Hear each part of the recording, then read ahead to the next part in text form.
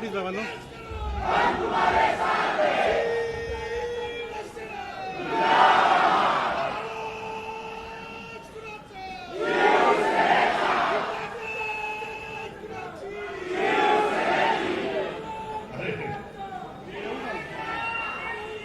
इथून व्यासपीठावरून जर का पाहिलं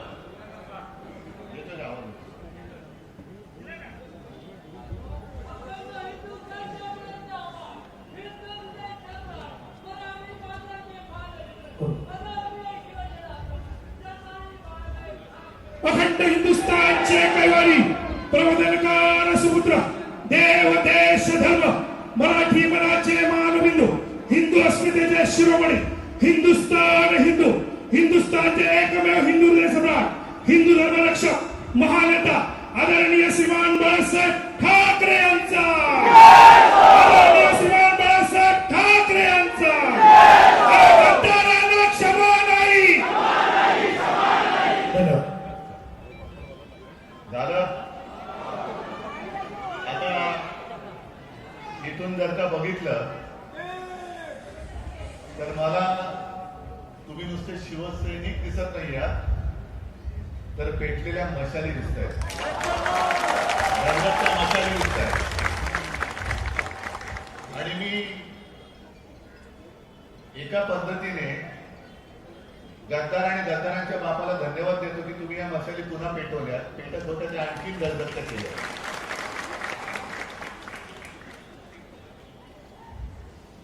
मी परवाच्या आपल्या वर्धापन दिनाच्या दिवशी जे बोललो आणि ते मी करणार आहे, सुरुवात इथून करतोय की जिथे जिथे गद्दारी झाली तिथल्या मतदारसंघात जाऊन मतदारांची मी माफी मागतोय, तशीच तुमची पण मागतोय. कारण तुम्ही माझा आदेश मानून जो उमेदवार दिला त्या उमेदवाराकडे न पाहता शिवसेना या 4 अक्षराकडे पाहून आणि मशालीवरती लढणारा उमेदवार म्हणून अक्षरशः रक्ताचं पाणी केलं आणि निवडून दिलं. साहजिकच आहे, उमेदवारी मी दिली होती त्याच्यामुळे ही चूक माझी आहे आणि त्या चुकीबद्दल मी तुमची माफी मागतो. हे अनुभव गेल्या 60 वर्षातले. आतापर्यंत अनेकदा शिवसेना फोडण्याचा प्रयत्न झाला, फोडली तोडली. शिवसेना कशी कमजोर होईल याचा प्रयत्न केला आणि जे अनुभव आले ते अनुभव तुम्हाला सगळ्यांना माहिती, कारण तुम्ही या सगळ्या वाटचालीतले साक्षीदार नव्हे तर ते करविते कट्टर शिवसैनिक आहात. कारण अनेक दिली जात आहेत, पण काँग्रेसमध्ये विलीन होणार अशी भीती वाटली. आता म्हणून मी सांगितलं ते परत सांगतो की काँग्रेस आणि भाजपा, ज्या भाजपाला ती सुद्धा चूक आपलीच, गल्लीतलं कुत्र विचारत नव्हतं त्याचं बोट धरून आपण मोठं केलं, याचं कोण विचारत होते.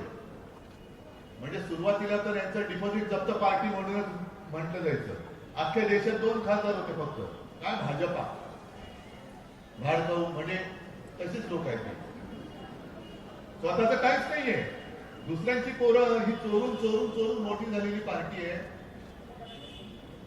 आणि 2 खासदार असलेला हा पक्ष आज काय मोठ्या मेजासेत मिळवतोय. पण काँग्रेस बरोबर 30 वर्ष, म्हणजे आपल्या सगळ्यांची राजकीय कारकीर्द ही काँग्रेस बरोबरच्या राजकीय वैरात गेली, बरोबर ना. पण तरी कधीही काँग्रेसनी शिवसेना चोरण्याचा प्रयत्न केला नाही, काँग्रेस शिवसेना संपवण्याचा प्रयत्न केला नाही, जे भाजपने केलेला आहे. जो प्रयत्न भाजपने केला हे भाजपचं पाप आहे. अगदी आणीबाणीच्या काळात सुद्धा तेव्हाचे जे रजनी पटेल होते त्यांनी शिफारस केली होती शिवसेनेवरती बंदी घाला म्हणून. आणि तेव्हा ते जे तिथे कोण उपस्थित होते त्यांनी शिवसेना प्रमुखांनी सांगितलं होतं की तो कागद जेव्हा पंतप्रधान इंदिरा गांधींकडे आला त्यांनी बघितलं ह्याच्यावरती बंदी त्याच्यावरती बंदी, शिवसेनेचं नाव आलं की त्यांनी म्हटलं शिवसेना शिवसेना का नाही, शिवसेनेवरती बंदी नाही झाली आणि त्यांनी ते नाव फोडून टाकलं होतं. लढा काँग्रेसची झाला, लढे अनेक झाले आणि ज्यांना लढायचंय त्यांनी समोर मैदानात येऊन लढा ना. आज जो एक तुम्ही प्रचार करत होता की 19 साली मोदींच्या चेहऱ्यावरती तुमचे निवडून आले. 24 साली मोदींचा चेहरा नव्हता, तो समोर होता. आणि मी म्हणण्याची आहे पण विशेष काय त्या उपऱ्याला एक कळलं नाही की त्याच्या पक्षाचे अध्यक्ष कोणी आहे. सोम्या गोम्या कापसे होऊ शकतो.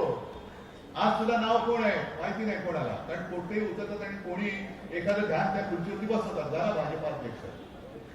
पण शिवसेना प्रमुख एकच होऊन गेले, पुन्हा दुसरा शिवसेना प्रमुख होणे नाही. अजिबात होणार नाही. तुझा कोणतरी कुठला तरी पडलेला माणूस दुसरं आणून तू तिकडे बसला तर जसा तू बसला होतास अध्यक्षपदी, तसं आज कोणतरी ध्यान बसवलंय. भाजपला कोणी अध्यक्ष चालतो, पण शिवसेना प्रमुख हे एकमेव, दुसरा शिवसेना प्रमुख होणे नाही, लोक स्वीकारणार नाही. आणि महत्वाचा मुद्दा तो उपरा विसरला की मराठी माणसाच्या न्याय हक्कासाठी ज्या शिवसेनेची स्थापना झाली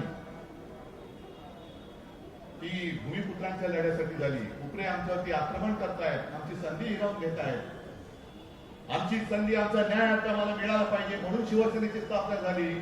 त्या शिवसेनेचा प्रमुख कोण हा उपरा ठरू शकत नाही. तू उपरा आहेस, उपरा आहेस, तू उपटसून आहेस. त्याच्यामुळे तू तुझ्या अवकाशात राहा. आज ही खुर्ची तुझ्या बुडाखाली आहे म्हणून लोक तुला घाबरतात. पण मैदानात आल्यानंतर मला कोणाच्याही कशा सुरक्षेची गरज नाही. हे जसं शिवसेना प्रमुख म्हणतात तसं शिवसेना प्रमुखांनी आई जगदंबेने दिलेल्या सुरक्षा माझी होती आहे. मी जनतेने जाऊन फिरू शकतो, पण हे उपरे येऊ शकत नाही, फिरू शकत नाही. आणि त्यांनी त्यांचं घर सांभाळलं. जर त्यांना पंतप्रधान पदाची स्वप्न बघत पडत असतील आणि म्हणून ते दुसऱ्याचे खासदार फोडून स्वतःचा खुंटा बळकट करत असतील तर तुमच्या खुंट्याला पहिली मूळ आहेत का बघा. पहिली मूळ आहेत का बघा. खुंट्या बळकट करायला नुसता खुंटा लावलाय, बाकी खाली काय, खालीवरती काय नाही. आणि हा संतापजनक जो काही प्रकार चाललेला कशासाठी करताय भाजपला मी विचारतो, कशासाठी करताय. मिंद्याला विचारतो काय तुझी दाढी वाढते का यांनी, हा का दाढीचे केस सुद्धा तुझे खरे आहेत का भाड्याने घेतलेले आहेत नाटकवाल्याकडून की जरा जायचं मला दाढी लावून पाहिजे सांगतायत. कारण एकदा का सगळं दुसऱ्याचं घ्यायचं म्हणतं का तर हा दाढी सुद्धा भाडीची लावत असेल, काय सांगावं. स्वतःमध्ये कर्तृत्व नसलं की अशी पाळी येते.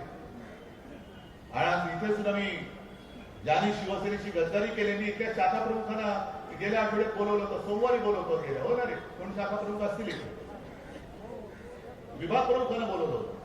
आणि मी त्यांना सांगितलं होतं त्यांच्याही तक्रारी होत्याच की वेळेवरती येत नाही, बोलवलं तर वेळ देत नाही, कधी भेटत नाही, काय नाही. म्हणजे आज माझ्यावरती जे तक्रारी करतायत या तक्रारी तुमच्या होत्या की नव्हत्या तुम्ही जाहीर सांगा. कार्यक्रमाला येत नाही, सकाळची वेळ असेल तर रात्री येणार, रात्रीची असेल तर कधी येणार माहिती नाही. तरी सुद्धा मी यांना सांगितलं की तुम्ही एक अवाक्षर काढायचं नाही, त्याचा अपमान होईल असं करायचं नाही. कार्यक्रमाला प्रत्येक कार्यक्रमाला बोलवत नाही म्हटलं जाऊन बोलवा, ते बोलवलं तर येत नाही म्हटलं येणं न येणं त्यांच्या हातात आहे, बोलवणं आपलं काम आहे. मोठे फोटो लावा, काही हरकत नाही, सगळं करा. पण एवढं केल्यानंतरही आता आपल्याला जे कळते की नुसतं निमित्त होतं, जायचं ते ठरलंच होतं. अरे तुम्हाला हवं तरी काय, किती खा किती खायचं. एक तर ही जागा ज्या वेळेला आपली भारतीय जनता पक्षावर युती होती तेव्हा ही जागा भाजपच्या वाट्याला जायची. आणि तेव्हा तुम्ही सगळे मला सांगायचे, बाळासाहेबांना सांगायचे की साहेब हे आपल्यामुळे निवडून येत आहेत, यांची शक्ती नाहीये. पण करणार काय, युती करून बसलेलो. मग इथून एक एक ते जे काय द्यायचे त्या पार्सल आपण दिल्लीला पाठवायचं. पण जेव्हा त्यांनी युती तोडली आणि महाविकास आघाडी झाली आणि आपण जागा आपल्याकडे घेतली, मागून घेतली. काँग्रेस मागत होती, आपण आपल्याकडे घेतली आणि म्हटलं एवढ्या वर्षांची या शिवसैनिकांची एक भावना आहे, या शिवसैनिकांच्या भावनेचा आदर कधीतरी आपण करण्यावर केली. जागा घेतली, आता उमेदवार काय ठरवला आपण. तर ठरवल्यानंतर तुम्ही खरंच कमाल केली. तुम्ही अक्षरशः पूर्ण कशाची पर्वा न करता समोरून पैशाचा धबधबा होता, धबधबा, तरी सुद्धा त्या धबधब्याला न जुमानता अनेक शिवसैनिक मला माहिती आहेत की स्वतःच्या खिशातनं पैसे खर्च करून जे काय दीड काय असेल किती असणार माझी शिवसैनिकांची कमाई, तो काय मटकेवाला किंवा काळे रद्द करत नाहीये, पण स्वकष्टाची कमाई त्याच्यात टाकून मेहनत करून नाही शब्द दिलेला आपण पाळला पाहिजे. म्हणून तुम्ही आपला खासदार इकडून पहिल्या प्रथम 1 वर्षाच्या आपल्या इतिहासात पहिल्या प्रथम आपण जागा लढलो आणि ती जागा तुम्ही निवडून आणली. याची जाणीव नको. समजा जागा नसती मिळाली झाला असता खासदार, जागा घेतली आणि उमेदवारी दिली नसती झाला असता खासदार, आणि जर खासदार झाला नसता तर हमी भाव मिळाला असता काय? त्या भावाच नसता मिळाला. भाव कुठे? कारण काहीच नाहीये. भाव खायला सुद्धा भाव असावा लागतो. अरे मेहनत खायची आणि भाव तू खातोयस. काय मिळालं याला? काय दिलंस तू याला? जो शिवसैनिक केवळ आणि केवळ शिवसेना प्रमुखांमुळे माझं जे मी सांगतो ते ऐकतो, हे माझं नाहीये, हे शिवसेना प्रमुखांचं निर्णय. मी आहे पक्षप्रमुख, पण केवळ आणि केवळ मी शिवसेना प्रमुखांचा मुलगा आहे आणि मी तुमचा पक्षप्रमुख म्हणून तुम्ही मला मानता आहात, माझे आदेश पाळता आहात,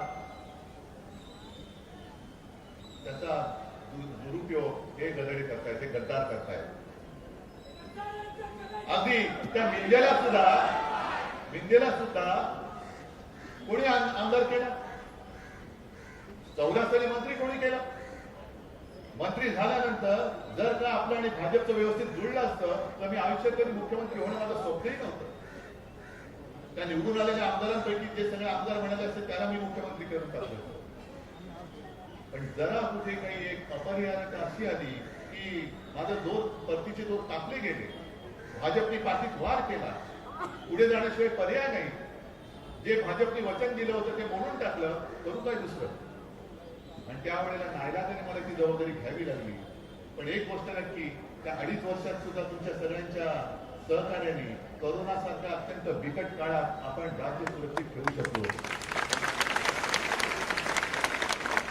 आज ठीक आहे, आता ग्रामीण भागात मी पुढच्या आठवड्यात जाणार आहे, पण शेतकऱ्याची कर्जमाफी, कर्जमुक्ती हे आपण करून दाखवली.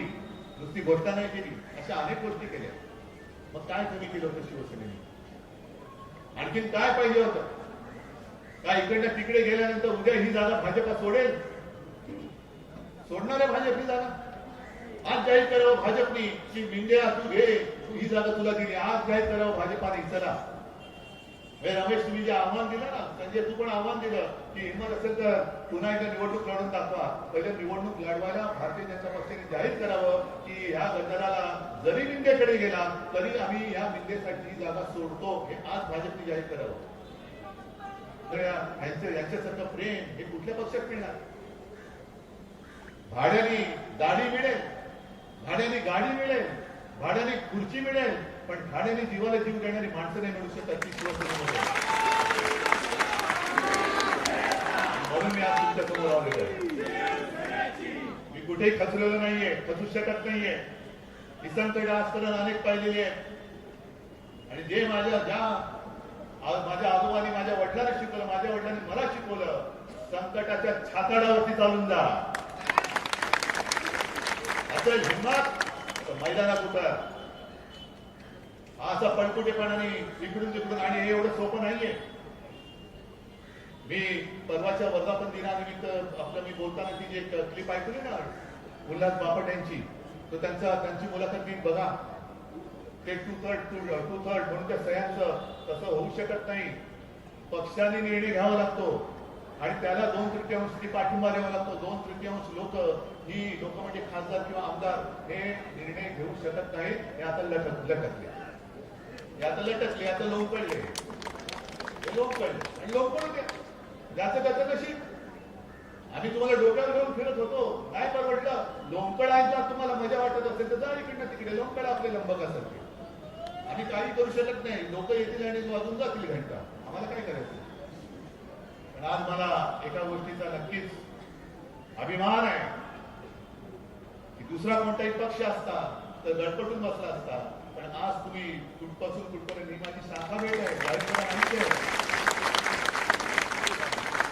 तुमच्या मनातली जी आग आहे गद्दारी केल्याचं जे काही शल्य आहे आपल्याशी गद्दारी झालेली आहे, विश्वासघात झालेला आहे आणि ह्याचा सूड निवडणुकीत आपल्याला घ्यावाच लागेल. परत तयारी करा. मी गद्दाराला आव्हान देतोय, गद्दाराच्या गद्दार बापाला आव्हान देतोय आणि गद्दाराच्या उपऱ्या आजोबाला आव्हान देतोय की तुमचा सगळ्यात मोठा पक्ष त्या कॉक्रोचने तुमची मस्ती उतरवले. साधं कॉक्रोच म्हणजे धुरळ, ते भाजपपेक्षा जास्त त्यांची सदस्य संख्या झाली. ते तुमचा मोठा पक्ष. धुरळाच्या मिशा तुमच्या दाढीपेक्षा लांब झाले. कारण हा आता उद्रेक वाढत चाललेला आहे, असंतोष वाढत चाललेला आहे. तरुण आता ऐकायच्या मानसिकतेत नाहीये. आम्ही पण हिंदू आहोत, आम्ही सुद्धा जय श्रीराम बोलतो, पण हर हर महादेव सुद्धा बोलतो आणि छत्रपती शिवाजी महाराजची जय सुद्धा बोलतो. त्याच्यामुळे हा महाराष्ट्र आहे. जय श्रीराम बोलू, पण त्याचबरोबर जय शिवराय सुद्धा आम्ही बोलणार, हर हर महादेव सुद्धा आम्ही बोलणार. आणि एवढं करून नुसतं लोकांना वेळ नाही करणार. जे मी मागे म्हणालो होतो की हृदयात राम आणि हाताला काम न देता तुम्ही नुसतं डोकी भडकत असाल तरी भडकलेली डोकी तुमचं सिंहासन जाळून खाक केल्याशिवाय असो. आज हे खरंच दृश्य फोटोग्राफरनी इथून तिथपर्यंत तुमच्या कॅमेऱ्यात नव्हते का बघा. ही शाखा भेटे माझी, हे दाखवा. गद्दाराला दाखवा, गद्दाराच्या बापाला दाखवा, गद्दाराच्या आजोबाला दाखवा दिलेला. आता गद्दाराचे आजोबा आले का पोस्टर लावा, आले गद्दार आजोबा आले, गद्दारांचे आजोबा आले, खास दिल्लीवर नेतात. आणि म्हणून मी परत एकदा त्या गद्दाराच्या आजोबाला सांगतो की उपऱ्या शिवसेनेचं नेतृत्व कोण करणार हे उपऱ्यानी ठरू शकत नाही. तू उपरा आहे. शिवसेना ही भूमिपुत्रांची आहे आणि ही शिवसैनिक ठरवतील, तोच शिवसेनेचा पक्ष प्रमुख होईल. शिवसेना प्रमुख दुसरा होणे नाही. हिंदू हृदय सम्राट तर अशक्य आहे. किती कोणी म्हटलं तरी हिंदू हृदय सम्राट आणि शिवसेना प्रमुख दुसरा होणार नाही. गद्दार उपऱ्या, तू तुझा अध्यक्ष बघ, आमच्यामध्ये लुडबुडायला येऊ नकोस आणि या धगधगत्या मशालींची पंगत घेऊ नकोस.